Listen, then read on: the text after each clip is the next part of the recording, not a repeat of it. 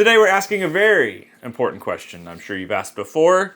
Should Pixy Stix be alcohol? Let's find out.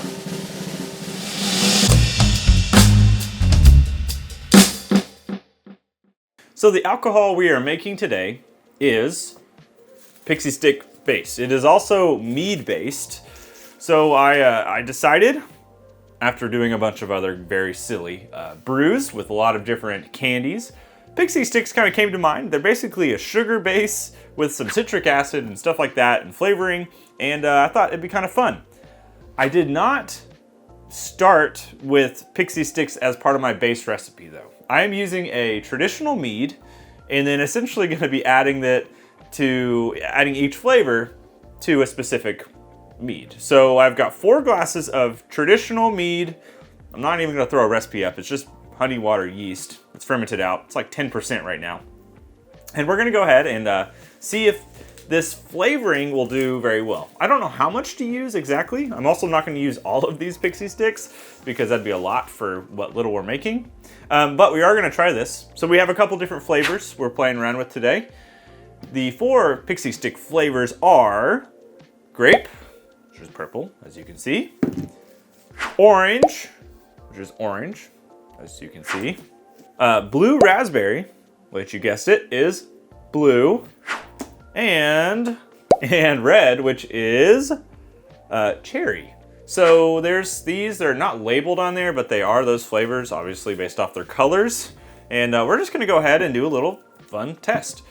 So I'm gonna go ahead and basically cut this open, each one open, and pour just a little bit in. I might have to do some adjusting because I don't know how much to add. Also, some of you are already mad that I'm not using this in the base of a mead itself, meaning that I didn't start with like my honey and water and yeast and then also throw this in. This stuff is literally, I can read the ingredients of it, but they are, each one of these includes dextrose, maltodextrin, citric acid, and less than 2% of natural flavors. Blue 1, blue 2, these are all the different colors and stuff like that to get that. The citric acid there, I worried about it being too overpowering for making a mead because it'd be really acidic. These are kind of acidic. And the other, basically sugars are fine. That's not the end of the world. It's the citric acid, so that's why I didn't start with this in my base. Anyways, you don't care about that. You care if this matters. Here we go. Let's go ahead and pour some in. I need something to mix. Got myself a little stir stick. Here's our grape. Start with just a little bit. I'll probably have to come back to, but just give me a second. I'm gonna go ahead and pour and then maybe get a good ratio. I don't know how much to add.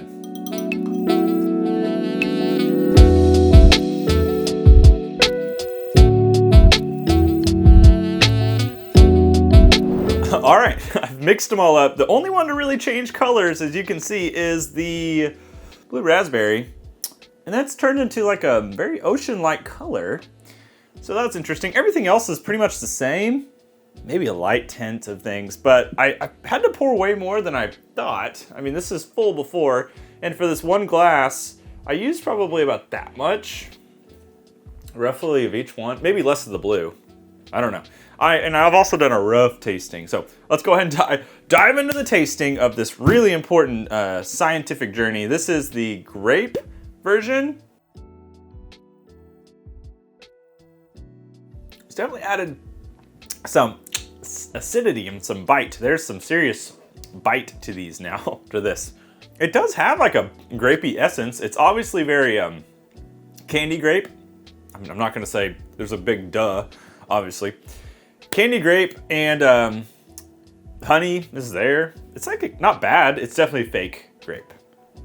But overall not terrible. The acidity is where it's a little bit tough. There's a little bit of that bite from acidity. So anyways, let's go to the very odd colored blue raspberry one right here. Ooh, I need to add a little more to that. A little bit more. This is pretty light tasting. There it is. There's that Pixy Stix blue raspberry. That's that candy right there. If you handed this to somebody and you said this is a blue raspberry mead, they'd probably be like, Yeah, I mean, it's got like a Gatorade vibe to it. The color though, it's just so hysterical to me. It's not bad, I will say, for what it is. Knowing that it's Pixy Stix, I'm okay with this. However, I think the average Joe tasting this would probably go, it's not that great. It's still got the acidity, not as acidic as the grape one though, which is interesting. All right, let's get out of the odd color territory. We're in the orange world right now. Orange Pixy Stick. That one also needs some more help.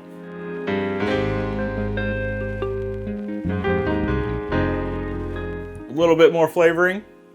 Same idea. Orange, I mean, it's artificial orange with acidity and bite, but the thing with orange, you expect there to be a little bit of acidity to it because it's an orange. So this is not surprising. It's really not too bad. It's just fake tasting. Which, by the way, I'm not surprised it's fake tasting. I just keep noting it because it's important to say. Not terrible, but not great. Last but not least, this was the cherry, which I've used a fair amount, but we'll see if I've used enough. Oh, that cherry's way stronger. Oh, that's tough. We'll say my least favorite Pixy Stick flavor is probably cherry. So that's not fantastic. Also smells funky. Tastes like artificial cherry. In acid and bite and... Let's get me back here. Synopsis of this experience. If I had to pick one to drink, it would be the blue raspberry. It's not bad. How much of these did I use? Orange was about half of this giant Pixy Stick, which, by the way, these are giant Pixy Sticks. These are not the small ones. I don't know how many small ones you have to use. Cherry was about that much of this. Blue raspberry, about that much. And grape. So commonality, that's not the word.